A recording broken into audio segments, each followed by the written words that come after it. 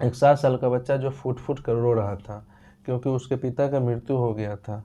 और वो जब उसके पिता का अर्थी उठने वाला होता है तभी वो पिता से जाकर लिपट कर रोने लगता है कि पापा मुझे अब छोड़ के जा रहे हो, पापा उठो। लेकिन उसका पिता तो दुनिया छोड़ चुका था, उसकी मृत्यु हो चुकी थी, वो लौटने वाले कहाँ थे। तभी उसके जो मामा होते हैं वो बच्चे के, वो जाते हैं बच्चे को गोद में उठाने की कोशिश करते, पर बच्चा एकदम जोर से पकड़ रखा था और वो बच्चा छोड़ नहीं रहा था अर्थी को।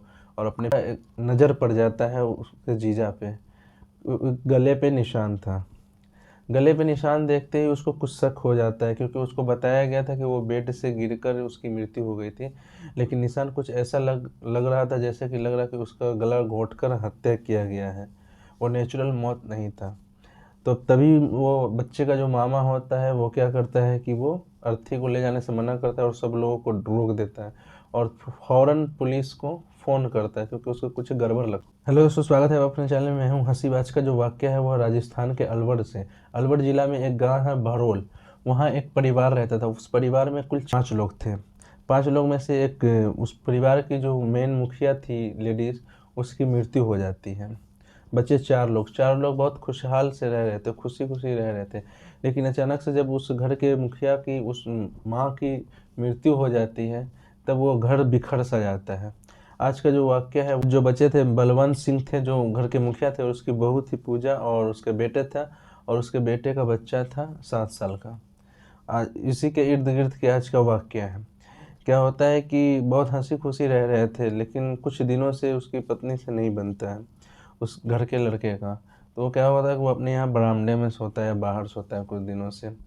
तो फिर एक दिन अचानक से क्या होता है कि उसके घर से ज़ोर ज़ोर से आवाज़ सुनाई देता है, हंसने का, ठहाके का। लमसम 2:30 बज रहे थे। उसके अपने पत्नी का हंस रही थी और उसके पिता हंस रहे थे, मतलब वो बलवंत। फिर भी उसमें सोया रहता है वो लड़का जो होता है उस घर का, वो सोया रहता है। फिर 2:30 बज रहा होता है रात, जब वो उठता है, उठने के बाद जाता है, कुछ वॉशरूम जाता है। वॉशरूम से आता है तो वो अपने पापा की कमरे से आवाज़ सुन रहा था और अपने वाइफ का सुन रहा था। तो वो जाता है, जाकर देखता है तो आपत्तिजनक हालत में वो दोनों रहते हैं, मतलब ससुर और बहू दोनों आपत्तिजनक हालत में रहते हैं। बेटा का देख के ही दिमाग खराब हो जाता है, वो कुछ बोलता नहीं, वो वापस चला आता है। वापस आने के बाद सो जाता है, सोने की कोशिश करता रहता है, लेकिन वो परेशान होता है अंदर से कि ये क्या देखा है। वो भगवान से प्रार्थना करता रहता है कि ये देखा है जो वो गलत हो, लेकिन वो रियलिटी था और ऐसा बहुत पहले से ही चला रहा था, जब से उसकी माँ की मृत्यु हुई थी। कमरे में सोने के बाद अचानक से उसकी, अब वो उसका जो पिता होता है वो और उसकी बीवी का, दोनों का दिमाग खराब हो जाता है। उसके बाद दोनों टेंशन में आ जाते हैं। टेंशन में आने के बाद जाते हैं, जाने के बाद उसका गला उसके दुपट्टे से, मतलब उसकी वाइफ और उसके पिता दोनों ऐसा दबाते हैं कि वो उसकी मृत्यु हो जाती है, उसकी जान ले लेते हैं। उसके सीने पे बैठ जाती है उसकी वाइफ और उसका गला दबाते हैं, और पिता जो होता है वो उसके दुपट्टे से उसका गला घोंट कर उसे मार देता है। और उसको ऐसा क्रिएट करता है जैसे कि वो खुद भी बिस्तर से गिरकर उसकी मृत्यु हो गई है।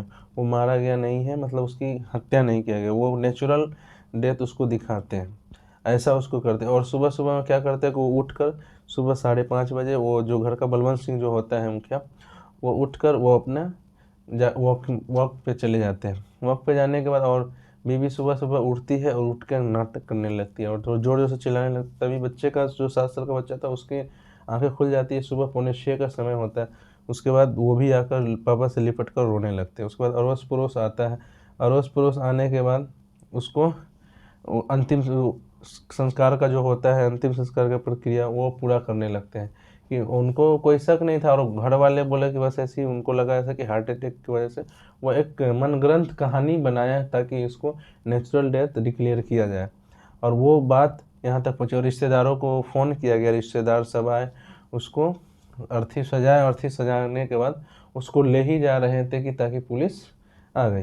पुलिस को भी वो गुमराह करने में एकदम ये हो गए थे। पुलिस को बता ही नहीं रहे थे, न बलवंत बता रहा था, न वो उसकी वाइफ पूजा बता रही थी कुछ भी।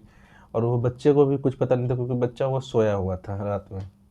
उसके बाद क्या होता है कि पुलिस जब सख्ती से बलवंत राय से पूछताछ करती है पुलिसिया अंदाज में, तब वो बलवंत सिंह जो होता है वो टूट जाता है। टूटने के बाद वो सारा वाक़या बताता है कि मेरी बीवी की लमसम 1.5 साल पहले मृत्यु हो गई कैंसर की वजह से, और मैं एक सोसाइटी में मैं अपने मोहल्ले में एक इज़्ज़तदार हूँ और वो कुछ पैसे वाला था।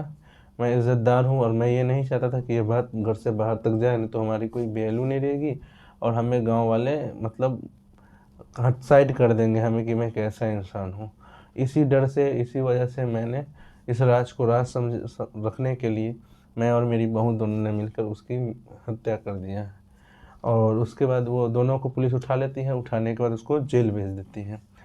देखिए, एक बच्चे से जो 7 साल का बच्चा था और एक अवैध संबंध, जो एक पिता होता है वो बाप ही होता है, लेकिन उसने ऐसा घिनौना काम किया। और वो जो पूजा थी वो भी ऐसा घिनौना कृत्य किया जिसका सज़ा उसे कम से कम उम्र कैद या फांसी ही होना चाहिए। लेकिन क्या करें, हमारे समाज में ऐसे ऐसे घिनौने और ऐसे ऐसे रिश्ते को तार तार करने वाला घटना सामने आता है कि हम लोग परेशान हो जाते हैं सुन के। मन कचोटता है और सोचने पे मजबूर कर देता है कि हम लोग क्या, किस समय में, किस ज़माने में, किस कलयुग में जी रहे हैं। So thank you very much. आपका